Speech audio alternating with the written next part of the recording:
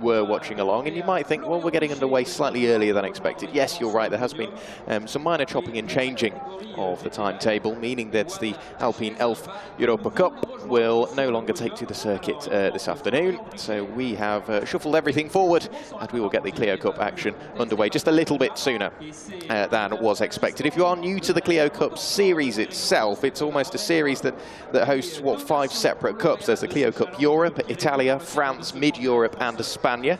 And you, as a driver, you can enter either 2 of those regionals, so it could be Italia and France, or Mid-Europe and España, or you could enter one of the regionals and Clio Cup Europe itself, and you can score points for either or one of those series. One of those cups. There are separate classes within each cup. So there's the Racers Cup, that is for drivers over 26 years old, having less than 10 meetings experience in motorsport, or having never achieved a better result in the race than 5th in the general ranking. You can tell the difference by looking at the tail end of these cars. In the top right-hand window, you can see it there on Florian Cahuble. He has got, in the top right-hand corner of the rear window, a green circle with a C in there, meaning that he is the Challengers Cup. That leads us quite nicely onto the Challengers Cup. Drivers between 16 and 25 years old on January the 1st, 2023 are eligible, or drivers over 26 years old with a minimum of 10 Clio meetings experience, 10 Clio meetings under their belt. And the Racers Cup, in the top right-hand rear window, it will be an orange circle with a black R in the middle. We are here, of course, at Magny-Cours, the second meeting for the Renault Clio Cup France and Renault Clio Cup Spain. And the next time these 2 championships will meet again will be right the way in October. Paul Ricard, once again, we are joined by the GTF FSA. So it will be interesting to see how the drivers can set their cars up throughout the year, see what development they can get going as well. Drivers to watch for this race on the way. We've got to look at the results from yesterday. Of course, David Pouget took the win almost by half a second, which doesn't really sound like much, and it's not really after 25 minutes of racing. Hard-fought battle with Nicolas Millar. Keep an eye on Nicolas. And Alex Finkelstein, we've been keeping an eye on him all weekend. I've been chatting to him in the paddock. He is very confident indeed, and now he is starting on the front row of the grid behind his teammate David Pouget. Very little to pick between the pair of them, just 33 thousandths of a second in qualifying separated David Pouget with a 1:58.027 the pole time, and Alex Finkelstein in the number 29 with a 1:58.060. Nothing to pick between the pair of them. And Nicolas Millar is indeed starting behind them on the inside of the second row of the grid. So starting in 3rd is Nicolas Millar.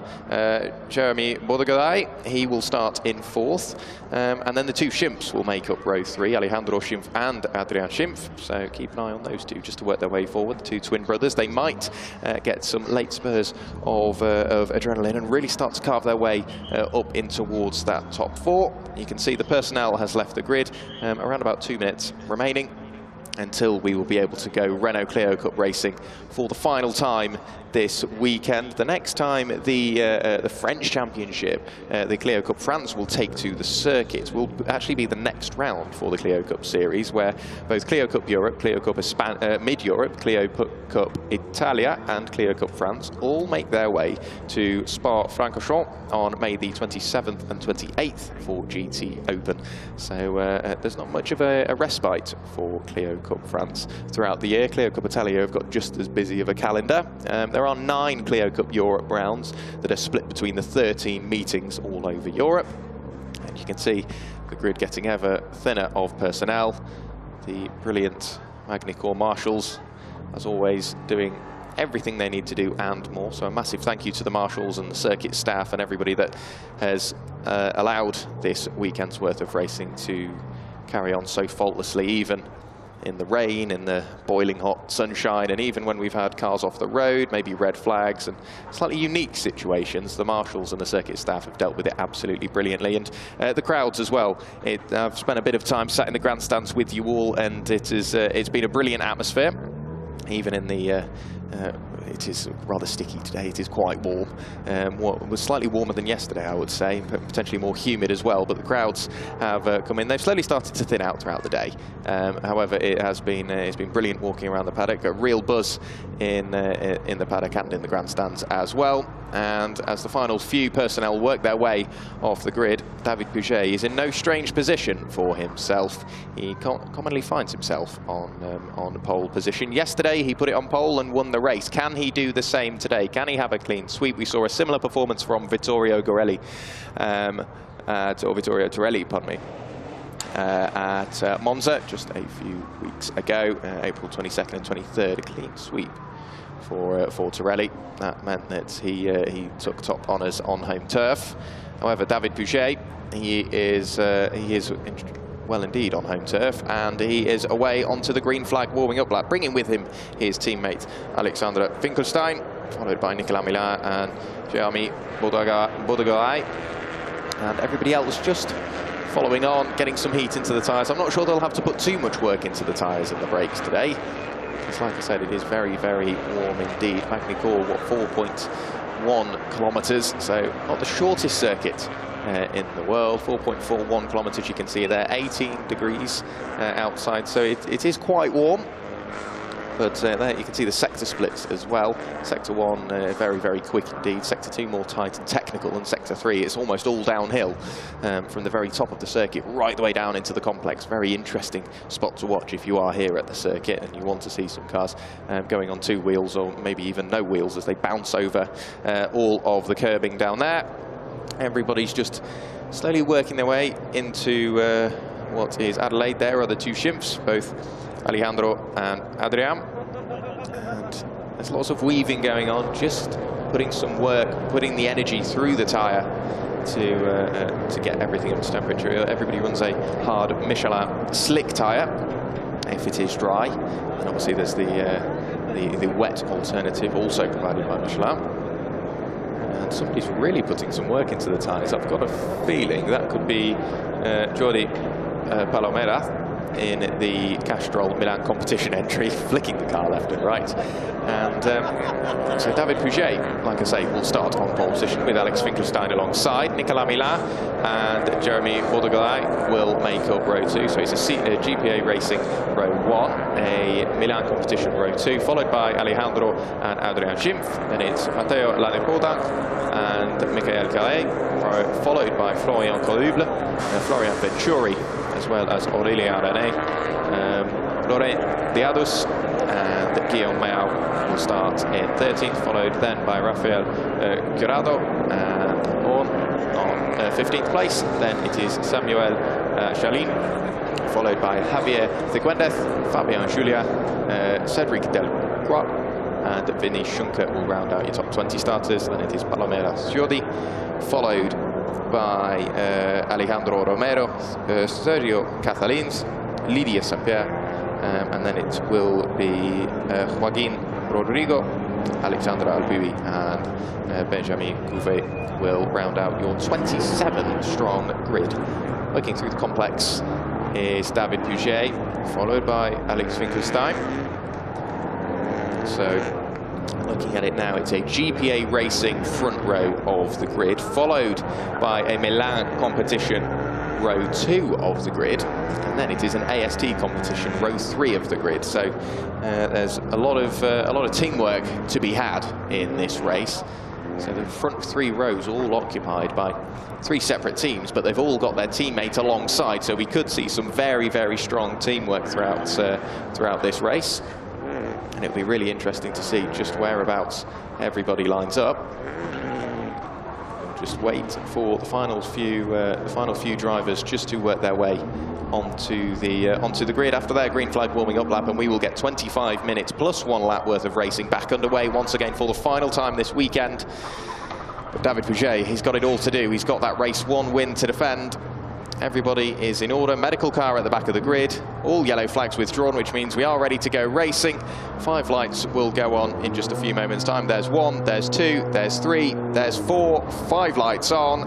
and a little bit of creeping further back, but it's a good start from our pole sitter. Not getting away too well is Alex Finkelstein, so he might come under very early pressure from Nicolas Milin into turn 1. However, he just about manages to remain where he is. It could be Jeremy Bourdegaray, who's just worked his way into P3. No, he hasn't. Nicolas Milin remains where it is. The top 6 remain as they are. Everybody else is all fighting over what's left of those positions, and the teammates working together. We spoke to Alex Finkelstein earlier on this weekend, and he said 2 cars together will go a lot faster than just the one. So the teamwork is well and truly going to play a part. You can see the pack really starting to close up. There's Lydia Semper at the very tail end.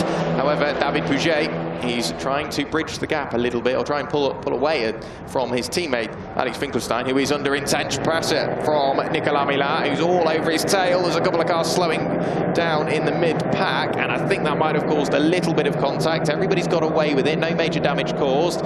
We've got a car slightly further up, just spitting out some smoke. Maybe that's some bodywork rubbing on the tyre. And we're 3 wide once again, this time into Nürburgring. One of the cars carving their way through was Jordi Palermas.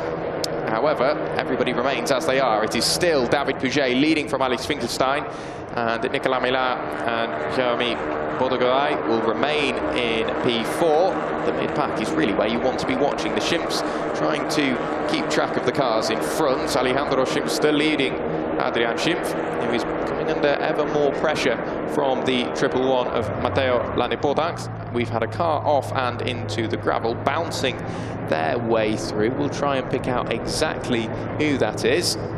That could be Laurent Diadus. It was Laurent Diadus, and we have had more cars together. That is the number 13 and the number 133. So Samuel Chalinu is almost big lock-up from Samuel, who spits him across the road and then comes back into the circuit. There's not too much he could do about that, but Rafael Cuadrado left with nowhere to go, and if those cars are still there, I would suspect a safety car is on its way. No, it isn't. So by the looks of that, that's the number 99 of Guillaume Mao, who has been in the wars. He's got a little bit of damage on the front left-hand side of his circuit. We're waiting for the other cars. Whether they've carried on, I don't know.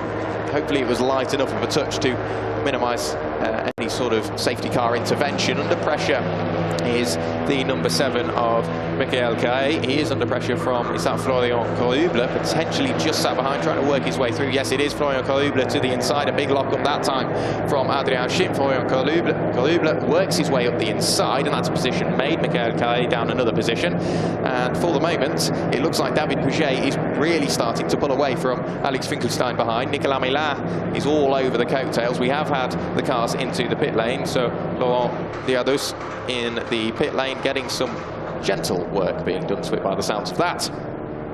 And it is still Alejandro Schimpf and Adrian Schimpf just sat behind. But who has got the fastest lap at the moment? We will have a look over. It is David Pouget. Into the pit lane comes a rather battered and bruised Samuel Chalinu. He manages to get that, Chalinu, pardon me. Gets the car slowed down and into the pit box under ever more pressure. He's really the cork in the bottle, I would say, is Alex Finkelstein, but he is playing rear gunner for his teammate and race 1 winner David Pouget. The incident that we just saw at turn 13 between 133 and car number 13 is under investigation, so we will have a look to figure out what happened there. The 2 Castrol teammates getting very close indeed. Nicolas Milin, Jeremy Bourdegaray. But that will bring an end to Samuel Chalinu. That will be the end of his race, premature. And David Pouget really starting to extend that lead margin, now up to 1.4 seconds. Fastest lap of the race that time from Aurélien René with a 1 minute 59.239. So Aurélien down in what was 8th place. He's picked up a couple of positions on that lap, and he is pushing forward, lapping quicker than anybody else out on circuit. Into the pit lane is the number 99 of Guillaume Mao, clearly to get that damage looked at that we saw slightly earlier on.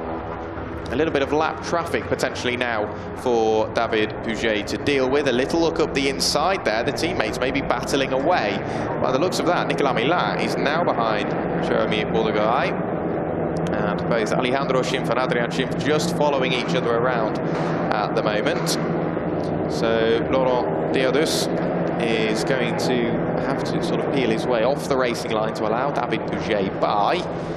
And with the battling teammates behind, it is indeed Jeremy Bourdegaray in front of Nicolas Millar. It does mean that Alex Finkelstein might be able to just pull away a little bit, buy himself a bit more time. There's just under 20 minutes of the race remaining, plus that crucial lap that we need to add on at the end. And all the cars behind the Chimps are all fighting away. So Matteo Lanepodon, as well as Aurélien René, is in that little battle with the fastest lap. And a big look up the inside position made for Nicolas Millar. And I've got to say, Jeremy Bourdegaray, he didn't really make that too difficult for him, did he? I'm not saying that he let him by, but he wasn't going to fight his teammate and lose out on all that time. So Laurent Diadus gets out of the way. David Pouget works his way through. Laurent goes into the pit lane, bouncing over the curbs is Alex Finkelstein, who's built up enough of a gap now not to have to worry consistently about the cars behind. Almost a second in front of Nicolas Millar is Alex Finkelstein in third place. Jeremy Bourdegaray still in fourth. He won't really have to worry too much about the two Chimps behind, Alejandro and Adrian, in fifth and sixth respectively. Aurélien René did indeed gain another position on that lap. He's gone from 8th to 7th now. His next target will be Adrian Schimt. He managed to work his way past Matteo Lanepodin and Florian Venturi, Florian Corrible and Michael Caet, left with very little to do in 9th, 10th and 11th. And we get quite a big gap, quite a substantial gap indeed, back to on in the 999, down in 12th place. But at the moment, since getting by, I would say Nicolas Millar has really set his sights on catching Alex Finkelstein, because that gap has well and truly come down. Last time they crossed the line, Nicolas Millar, like I say, a second away from Finkelstein. We'll see what it's like once they cross the line again. And you can see there, David Pouget has been pulling away consistently from his teammate behind. So David just getting the bit between his teeth. He would obviously, you'd want to help him as best he can, but he can't risk slowing down and doing his best to help him. Fastest lap of the race last time through was set by Alexandre Albuy with a 1 minute 58.922. So Alex is carving his way up through the order. He was up into 14th last time through, and look at that gap. That's definitely not a second anymore. Nicolas Millar is getting much, much closer to the tail end of Alex Finkelstein. Jeremy Bourdegaray is getting ever busier trying to defend from Alejandro and Adrian Schimpf. They work their way into the complex once again. Finkelstein under ever more pressure. He will do what he can to defend from Nicolas Millar. This is, of course, the battle for second place, and it isn't a battle in terms of class at the moment. So Alex Finkelstein is leading the Challengers Cup at the moment, ahead of Alejandro Schimpf. Into the turns, 2, 3 and almost 4 of Estoril. And down the little back straight with a quick flick right at Golf, and it is still Alex Finkelstein under pressure from Nicolas Millar. David Pouget will see that in his rear view mirror and continue to push forward. Going defensive this time is Alex. He gets the car slowed down, forces Nicolas to try and find the space around the outside. He'll have to jump on the throttle earlier, which means the car will wash wide, and the Challengers Cup driver will continue to push forward and do what he can to just keep that car behind. And if he can continue to do so, it will minimise any sort of attack that Nicolas Millar can do to David Pouget. A little lock up there from Alex Finkelstein. The quick flick right at Adelaide, round the hairpin, jump on the throttle, and then towards Nürburgring and 180, which they're working their way through now. Alex Finkelstein still doing what he can. Just to, it's almost, he wants to attack and push forward, but he can't get complacent, because there is Nicolas Millar just filling his mirrors.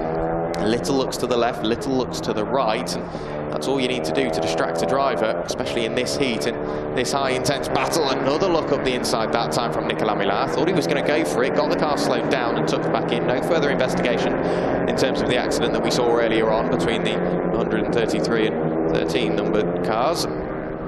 But Alex Finkelstein, he has got under 15 minutes, plus 1 lap, of course, of defending if he wants to remain in second place. If he remains where he is, he will win the Challengers Cup. Of course, he wants those overall positions as well. Across the line comes David Puget. There goes Alex Finkelstein. We'll wait for any personal best and maybe fastest laps through. Adrian Schimpf is now in front of Alejandro Schimpf. So the pair of those two have changed. And the reason why, Aurélien René has managed to work his way up into 5th place. So the two Schimpfs have dropped down to 6th and 7th. And Aurélien René, having just got through, he's already trying to push forward and maybe mount a challenge on Jeremy Bordegaray. Down the back straight they will go, and both Adrian and Alejandro could come under pressure now from Matteo Ladepodac, Florian Venturi and Florian Colubla. They remain in 9th and 10th place. But at the moment, David Puget is only extending that lead margin. We have had a change for 2nd place. Now, Nicolas Millat has managed to work his way through. So, Nicolas Millat up into 2nd place. Alex Finkelstein down into 3rd. I can only assume that happened up at Adelaide. We didn't quite figure out where it was. If it was at Adelaide, it could be Nicolas Millat's signature move, trying to work his way around the outside. Maybe he got that move done and found the way to do it more often. He's been struggling with getting it done all weekend. He would either wash wide or bounce over the curb or something like that. But this time he has made it work. Look at the body language of Alex Finkelstein's car. He's bouncing away, just trying to find the gap. Has a look for the cutback, jumps on the throttle, tries to get the better run out the corner. He is alongside. It will be the outside for the quick flick left before you're hard on the brakes, downhill into the complex. And for the moment, it looks like they're going to be neck and neck. All the way around the outside goes Alex Finkelstein. Harder on the brakes, later on the brakes, grabs the apex, but Nicolas Millat tries to look up the inside. There's potentially contact between the pair of them, room given, but Alex Finkelstein, having lost that position earlier on in the lap, he will cross the line in 2nd place once again, some 3.1 seconds behind his teammate David Puget. But Nicolas Millat now has his teammate behind of Jeremy Bordegaray. Of course, you don't want to battle or lose time or even make contact with your teammate, but we've been in this situation before, albeit not with these two Castrol cars. We have seen Alex Finkelstein fighting away with his GPA teammate earlier on this weekend.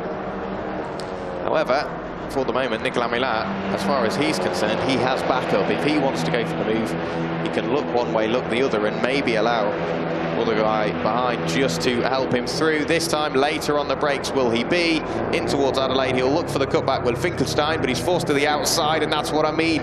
He forced him right the way around the outside, and it almost opened up enough of a gap for Jeremy Bordegaray just to work his way through. He gave it a go, but now he is the meat in the sandwich. He's got to try and figure out what he wants to do. Does he want to attack or does he want to defend? See, you'll want to attack to try and get that position back, but if you focus so much on attack, you'll forget to defend and lose a position once again. So it's going to be a busy job behind the wheel of that GPA Racing Renault Clio.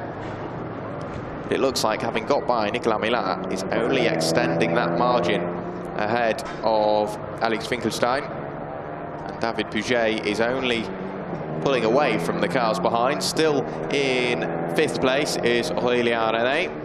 So here we see Alex Finkelstein trying to get that position back. You can see the nose dive on both the cars, squirming away on the brakes is Alex Finkelstein. He gets the car tucked into the corner, then maybe a bit of a bump from Nicolas Millat. But they have since swapped over. We're back to where we just saw. And indeed, Nicolas Millat remains in 2nd place. Alex Finkelstein down into 3rd. And Jeremy Bordegaray currently sat there in 4th. Aurélien René will wait for him to cross the line. Is he continuing to set fast laps? However, no. Somebody who is setting a fast lap, some, 7/10 quicker that time through, was Nicolas Millat, having just got 2nd place. He lapped 7/10 quicker than our race leader, David Puget. We've got a black and white warning flag for car number 44. So Venice Schunkert clearly taking too many liberties with the track limits, but through turn 1 goes the 111 of Matteo Ladepodac. He's under pressure from both Florian Venturi and Florian Colubla.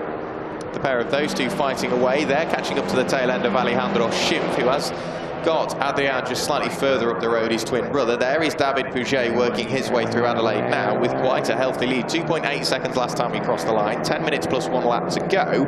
If Nicolas Millat continues to lap as quick as he is, he might get somewhere close. I think he will run out of time, especially with Alex Finkelstein not being too far behind. You can see the inside rear wheel just lifting up off the ground as David Puget is throwing the car into the corner. Believe it or not, whilst you look from the outside, it looks quite violent and not very smooth. But looking at David Puget's onboards, very, very smooth indeed. He looks after his tyres, hence why he can keep up such brilliant pace throughout the race. Nicolas Milin, very similar driving style to David Puget, meaning he can be faster towards the tail end of the race. However, he has been battling and he has been trapped behind the car. So all of that dirty air, all of that hot air heading into Nicolas Milin's car means that his tyres will be slightly worse for wear. In towards Adelaide, we do see a change of position. And a little bit of contact, actually. That was Cédric Delcroix working his way up the inside of Javier Cifuentes.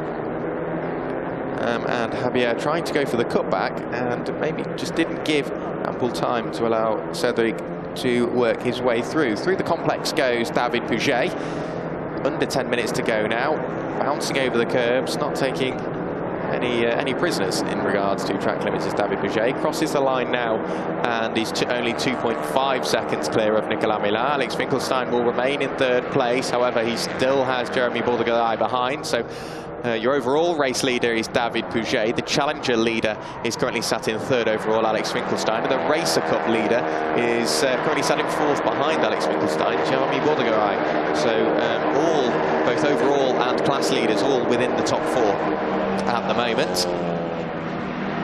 Across the camera goes Nicolas Milin. And he is well and truly pulling away from Alex Finkelstein behind, but Alex has done enough. He's bought his teammates some good time there, so David Puget is getting left with almost more breathing room than is required at this point. But why not? It means he can ease off just a little bit, not too much, but instead of driving at 10/10, you can ease it back just very slightly and not risk anything too serious. Alex Finkelstein bouncing over the curbs once again, trying to chase down Nicolas Milin. I think he's losing that battle, unfortunately, at the moment. Of course, he still has to think about Jeremy Bourdegaray behind. He doesn't want to attack too much without forgetting to defend. In the background, Aurélien René under pressure from Adrien Schimpf. The pair of them were 5/10 apart when they crossed the line that last time through. This time it's a lot less. The battle flicks right through Imola.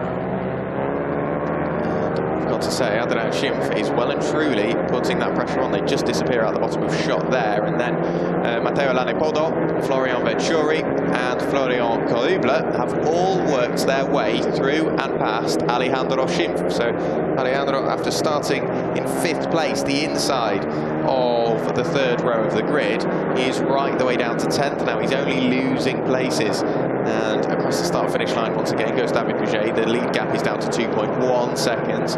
Nicolas Milin is getting ever closer. Alex Finkelstein still in 3rd. Jeremy Bourdegaray in 4th. Aurélien René in 5th. Adrien Schimpf in 6th. Matteo Lanepodo is in 7th. And then it's the two Florians, Florian Venturi, Florian Corrible in 8th and 9th. The battle we're seeing now is indeed that battle we saw just a moment ago. That's Matteo Lanepodo, who is just about remaining in front of Florian Venturi. Of course, Florian, we saw him in race 1 of the weekend get a puncture so early on, meaning he had to pit for another tyre. And having just been attacking Matteo Lanepodo, he's under pressure from Florian Corrible. Florian Corrible looks to the outside. He might try and get the cutback. Yes, he does. Contact between the pair of them. Parked on the apex. Clever driving from Venturi, just meaning that he won't be able to open that door on the inside. There is our leader, David Puget. He's just continuing to lose time to Nicolas Milin, but it's not substantial. It's over the past 4 laps, 3.4 seconds between them, then 2.8, 2.5 and 2.1. So with 5 minutes of the race remaining and it being around about a 2-minute lap, I would say David Puget is somewhat safe, barring any mistakes, of course. Car 66 has a 5-second time penalty to be added at the end of the race. That's Alejandro Romero. So that's for track limits. Presumably, he's just been pushing maybe a little bit too much, to the point where that has now got him in trouble with the race stewards. However, Matteo Lanepodo still under pressure from Florian Venturi and Florian Corrible. And it's slowly starting to become, what, 6 cars all fighting over 7th place. Let's figure out what happened here. So on the inside, there's contact between the pair of them. That is Benjamin Covas, who managed to knock somebody into a spin. I didn't quite pick out exactly who that was. It could have potentially have been Javier Cifuentes that got into a bit of a slide, helped by Benjamin Covas. However, look at that gap between Nicolas Millat and Alex Finkelstein now. So Nicolas Millat, he's got no worries behind. He doesn't need to worry at all. The lead gap last time through actually went out. 2.3 seconds is now the gap. 0.2 quicker on the last lap was David Pouget with a personal best lap time of a 1 minute 58.030. That's only a tenth away from the fastest lap, which is still held by Alexandre Albuy with a 1:57.964. He's down in 12th place at the moment, continuing to push forward. That was the fastest lap set by him last time through from Alexandre, an average of 110 kilometers per hour. And a quick flick right into Imola goes David Pouget. Recertification car 199. With a 5-second time penalty to be added. That is Alejandro Schimpf. He's currently sat in 10th place. He's dropped down the order 5 places from where he started, and just to rub salt into the wounds, he's now got an extra 5 seconds added to his race time. And at the moment, if we have a look and figure out where that would put him, that would drop him down into what is 13th place, allowing Michael Kai and Alexandre Albuy just to work their way up a couple of positions. There is Nicolas Millat. It doesn't look like he's getting much closer now. David Pouget has maybe seen that Nicolas has been getting closer and closer. Here we get a replay of Nicolas in towards Nürburgring, bouncing over the curbs well and truly on 2 wheels, has to cut the quick left just after. So that will be a track limits warning. All 4 wheels off the racing surface. Bouncing over the curbs, he's pushing forward now, he is motivated. 1.9 seconds fastest lap of the race last time through from Nicolas Millat, whilst being on 2 wheels. Of course, he did leave the racing surface, however, but a 1 minute 57.959. So well and truly pushing forward is Nicolas Millat, and it's now a 10-second time penalty added to the end of Alejandro's race. So from where he is now, that would drop him down to, what, 14th place. I think the penalties are being dished out well and truly. Car number 66 once again, Alejandro Romero. He gets 10 seconds added to his race time. So it's all going on in the mid-pack, whether that's because of contact or because of maybe using too much of the track limits. David Pouget into the right-hander, kicking the rear end of the car off the ground.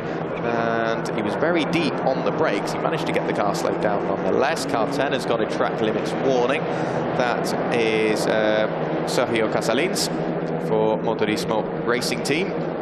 David Pouget just working his way around 180 now. And he's still leading the way. 1.9 seconds was the gap last time through. I'd say that's come down a little bit. The next time he crosses the line, he will be going on to his second to last lap. Under pressure behind, however, by the looks of that, Aurélien René, he has got Adrien Schimpf all over his tail. Car number 24 and car number 113, 5th and 6th respectively. Aurélien, he is under ever more pressure at the moment. He's in this sort of white and day-glow yellow car, and he is being chased down by Adrien Schimpf in the 113. That's sort of the predominantly silver and blue car with the yellow flashes. However, David Pouget into the complex now to go on to his penultimate lap of the race. So bouncing over the curbs now, and he has got 2 more rotations of the 4.41 kilometre Magny-Cours circuit until he can say he has had a clean sweep this weekend on home soil. He was on pole in race 1, and he won race 1 indeed, but there we actually see a battle that's been sort of boiling away for the final few laps. Javier Cifuentes, after contact between himself and Benjamin Cova, there was contact earlier on, like I said. However, now it looks like Javier Cifuentes has managed to work his way through. Yes, he has. Cuts the car into the apex and manages to retain that position. There is a car slowly catching up to the tail end of them. This is how the position was made. So getting very, very close indeed. The quick flick left, almost contact between the pair of them, all the way around the outside, hard on the brakes. Very, very well positioned move there from Javier Cifuentes. He's just working his way into Chateau d'Or. But back to our leader, 18 seconds on the clock, so he will cross the line at the end of this lap to go on to his final lap of the race. David Pouget, he's led rather comfortably throughout the race. The lead gap came down by another 2/10 last time through to 1.7 seconds, courtesy of Nicolas Millat setting another fastest lap of the race, a 1 minute 57.942. So Nicolas Millat is only getting closer and closer and closer, but he is running out of time, unfortunately. So David Pouget just needs to control the rest of this race, and he will, like I say, he will be able to do the double. 2 poles and 2 wins as well. Another time penalty, car 66, Alejandro Romero, now with a 15-second time penalty added to his result. At the moment, that will put him down into what I think could be 22nd place from 20th, so not too much of a position loss for the moment, unless anything changes. Car 10 with a 5-second time penalty, that is Sergio Casalins in 14th place. That means he will drop down the order a little bit as well. But onto the final lap of the race goes our race leader. So David Pouget through turn 1 for the final time this weekend, barring the in-lap, of course. Nicolas Millat didn't really get much closer that time through. It was 1.7 a lap prior. It is 1.7 now. So the lead gap hasn't come out too much. Nicolas Millat is well and truly pulling away from Alex Finkelstein, 4 seconds separating second and third. And when we last saw them, Alexander Finkelstein was slowly running away from Jeremy Bordeaux. However, that gap's now right the way up to 1.8 seconds. The closest cars we've got on circuit are actually Alexandre Albuy and Florian Coruble. They changed position on the lap prior. They crossed the timing line 4/10 apart, so very little to pick between the pair of them. That's a battle we will have to watch. Sergio Casalins has managed to work his way past the number 23 of Jordi Palomeras, but into 180. On the final lap of the race is David Pouget. You can see the lead gap on your screens now. It has been coming down. It started right the way up at, what, 3.6 seconds. It's now down to 1.7. So in the space of, what, 10, probably not even 10 laps, actually. In the space of, what, 6 laps, Nicolas Millat has pulled 2 seconds out of the race leader, David Pouget. But on home soil, he's been unbeatable all weekend, has David, into Chateau d'Eau for the final time. Flick right, use enough curb as you'd like, don't let the car wash too wide, and then it's under the bridge, downhill, early on the brakes, into the complex. For the final time will go David Pouget. Nicolas Millat was getting there, but didn't quite have enough towards the end of the race. And it does mean that the checkered flag is being readied for David Pouget through the final corner for the final time this weekend. David Pouget bounces over the curbs, and he has done the double here at Magny-Cours. 2 poles, 2 wins for David Pouget. Nicolas Millat crosses the line in 2nd place. Alex Finkelstein makes it another 3rd and another class win, does Alex. Jeremy Bordeaux crosses the line in 4th to take the Racers' Cup win, followed by Aurélien Arnay, who did manage to fend off any attention from Adrien Schimpf. Matteo Lanepodo finishes in 7th, followed by Alexandre Albuy in 8th. Florian Venturi and Florian Coruble round out your top 10 finishes. We will bring the confirmed results to you in just a few moments' time. But David Pouget, you can leave Magny-Cours holding your head high, having been absolutely sterling all weekend. 2 pole positions, 2 race wins. Might not have had the fastest lap, but he was very, very quick indeed. Nicolas Millat did indeed get the fastest lap in race 1 and race 2, so it's not been a bad weekend from Nicolas Millat. He will pick up the extra points for that, of course, as well. But Nicolas Millat yesterday in race 1 with a 1 minute 58.368. Today he bettered that with a 1 minute 58.075. So he's done very well indeed. He's actually posted a 1 minute 57.942, so he did break into the 1 minute 47 barrier almost half a second quicker than his fastest lap yesterday. There is Jeremy Bordeaux. He will take the win in the Racers' Cup, 4th place overall, but a cup win will go down very, very nicely with himself and the Milan competition team. At the moment, the rest of the season, not only in Clio Cup France, but also in Clio Cup Spain, and if any of these drivers, which a few of them are, take part in Clio Cup Europe, it means that Milan competition and GPA Racing have well and truly got a battle on their hands.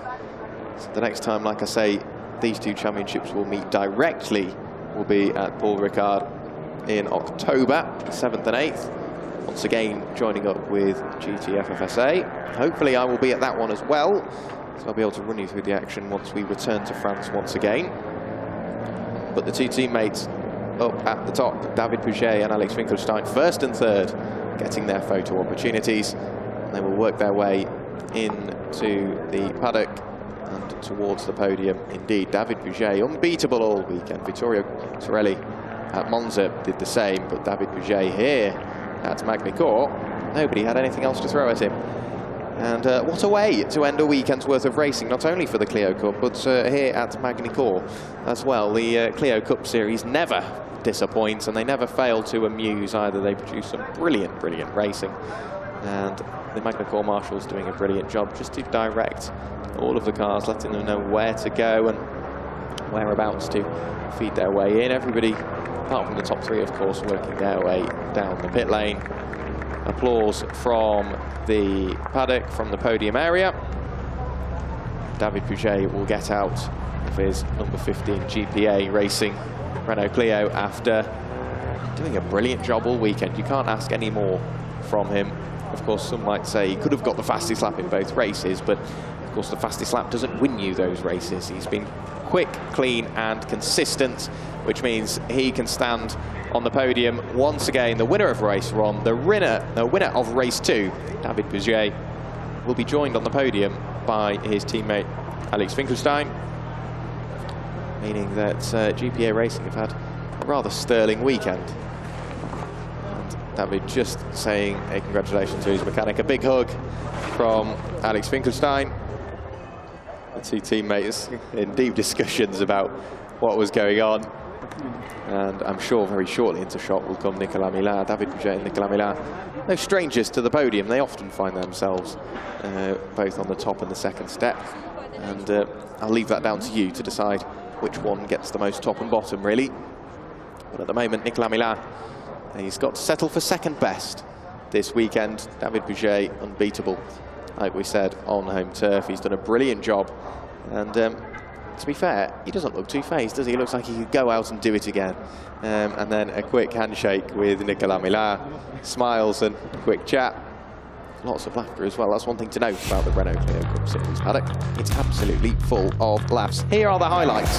So it was a good start from David Pouget. We thought it was a bad start from Alex Finkelstein, but he did manage to get away well. Carrying early damage was Guillaume Mayal, meaning that he had to return to the pit lane, and then it was a big, big, big moment for Samuel Chalignou, and contact was made, unavoidable contact for Rafael Cuadrado. Into the pit lane came both Samuel and Rafael, but leading the race early on was David Pouget. Dealt with the traffic very well, and then we looked back to the battle for second, third and fourth. Alex Finkelstein was coming under more and more pressure the deeper we went into the race from Nicolas Millat. Little lockups, little mistakes from both the pair of them, but Alex Finkelstein left without too much to do in the way of defence. He just ran out of cards. And then later on in the race we did see a great little battle between Javier Piquendez and Benjamin Corbath, and then up the inside, retaking second place, was Alex Finkelstein, but it didn't last for long. David Pouget was still out in the lead, somewhat of a quiet race, somewhat he didn't really worry about his rearview mirror. It just meant that he could continue to drive forward, and then we see them battling away once again. Little bits of contact there.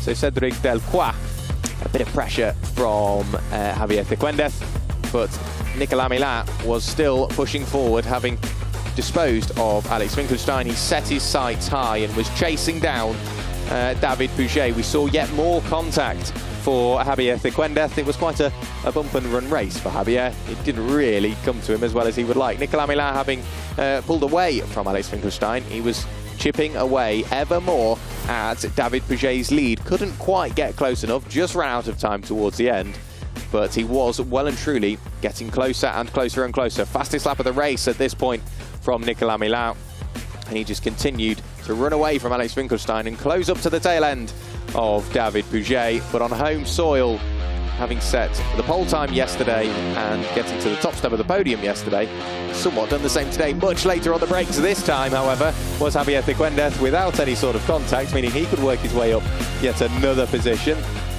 But Nicolas Millat, he wasn't getting bored. He was only chipping more and more time away from David Pouget. He would need a lot more time if he wanted to do it, but across the line came David Pouget, meaning that he has done the double here at Magny-Cours, followed by Nicolas Millat, and Alex Finkelstein took his Challengers Cup class win and third place overall.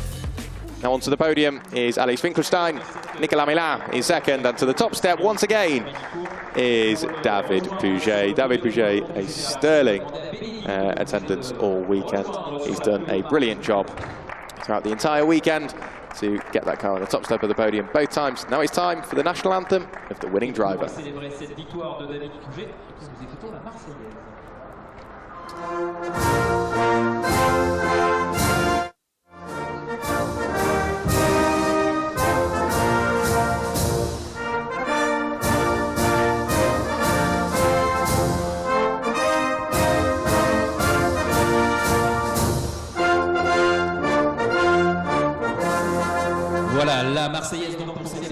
The French national anthem there for David Pouget, once again on the top step of the podium.